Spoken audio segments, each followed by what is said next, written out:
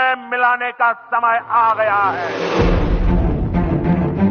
কাশ্মীরের পেহেলগামে হামলার ঘটনায় কার্যত বিভক্ত হয়ে যাচ্ছে আন্তর্জাতিক শক্তি। এরই মধ্যে হামলার জবাবে পাকিস্তানে বড় আঘাত হানতে জোরে সোরে প্রস্তুতি চালাচ্ছে ভারত। টানা মহড়া চলছে জল, স্থল আর আকাশে। ভারতের হামলার শঙ্কায় পাকিস্তানে থাকা রুশ নাগরিকদের সতর্কবার্তা পাঠালেন প্রেসিডেন্ট ভ্লাদিমির পুতিন। এই নির্দেশনা জারি করেছে ইসলামাবাদে থাকা মস্কো দূতাবাস। পুতিনের বিশেষ সতর্কবার্তায় এটা স্পষ্ট যে পাকিস্তানে কিছু একটা ঘটতে চলেছে যা অত্যন্ত ভয়ঙ্কর, আর সেটি ঘটাবে মোদী সরকার। ভারতের এমন আগ্রাসী পরিকল্পনায় বসে থাকবে না পাকিস্তানও। ইসলামাবাদ পাল্টা আঘাত হানলে বেঁধে যাবে সর্বাত্মক যুদ্ধ।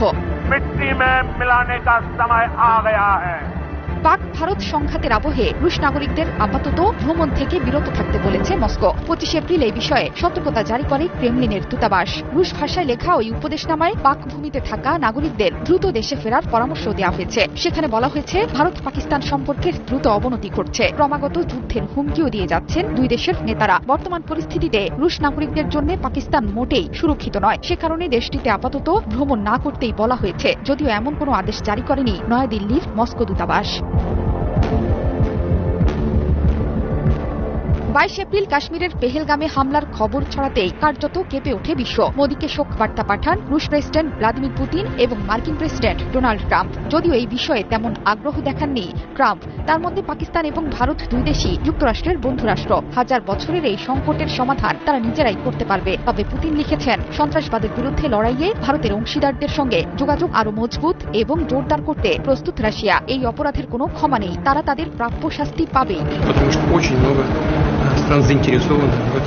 যুদ্ধের প্রস্তুতি হিসেবে স্থল, পানি এবং আকাশে তীব্র মহড়া চালাচ্ছে ভারত বাহিনী, যার নাম অপারেশন আক্রমণ। শুধু তাই নয়, ভারতের রাফাল যুদ্ধ বিমানকে ধীরে ধীরে পশ্চিম সীমান্তে মোতায়েনের নির্দেশ দিয়েছে প্রতিরক্ষা মন্ত্রণালয়। বসে নেই পাকিস্তানও। সীমান্তে সৈন্য বৃদ্ধি করেছে ইসলামাবাদ। পাশাপাশি আমেরিকার তৈরি F-16 যুদ্ধ বিমানকে নিয়ন্ত্রণ রেখার কাছে মোতায়েন করেছে দেশটি।